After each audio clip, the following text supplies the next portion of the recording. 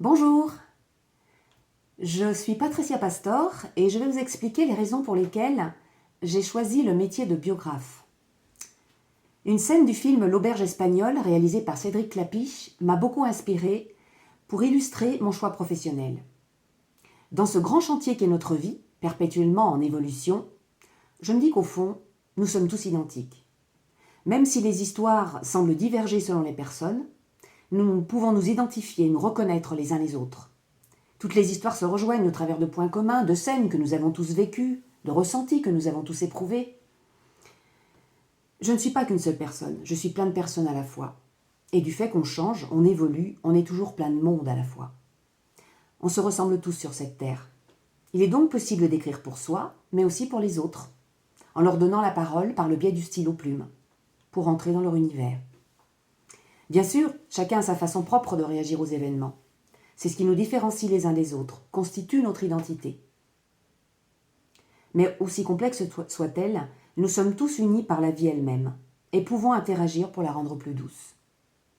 C'est pourquoi j'ai envie aujourd'hui d'être un pont entre les personnes.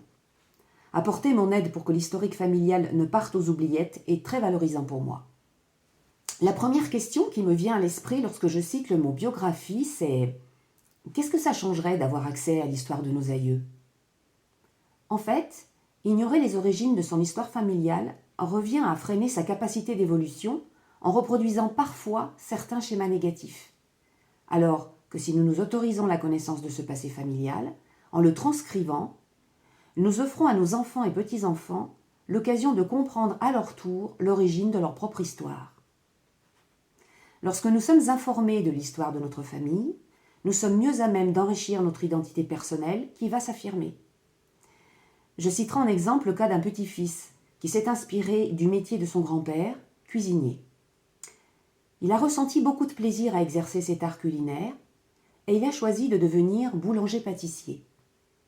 Puis, il a créé sa propre enseigne avec tant de succès que les gens du village où il exerce attendent en file indienne devant sa boutique. Cette connaissance de l'histoire familiale permet aussi de rompre avec des schémas de vie répétitifs au fil des générations. Nous sommes libérés des conflits qui naissent le plus souvent de l'incompréhension, de l'ignorance et de la peur de l'autre. Lorsque nous découvrons le ressenti émotionnel de celui ou de celle qui se livre par écrit, nous pouvons alors mieux l'accepter et renforcer des liens qui mériteraient parfois d'être mieux entretenus. Je souhaite faire passer un message. Je pense qu'il est temps de faire tomber ces vieux clichés poussiéreux de recueil de récits de vie dont le privilège irait uniquement aux intellectuels, aux hommes et femmes de lettres ou aux gens de grande renommée. Ces considérations sont d'un autre temps. De même que la poésie est à tout le monde, la biographie est pour tout le monde. Tout le monde a quelque chose de beau à raconter, toute vie est belle à évoquer, parce que nous avons tous une richesse intérieure à transmettre. Il fut un temps où le savoir familial se transmettait oralement, le soir, durant les veillées, autour du feu. Notre modernité serait de garder le merveilleux de cette tradition et de la rendre accessible pour toujours grâce à l'écriture. Car au fond, nous sommes tous en quête de reconnaissance. Et, comme dit la chanson, sans amour, on n'est rien du tout.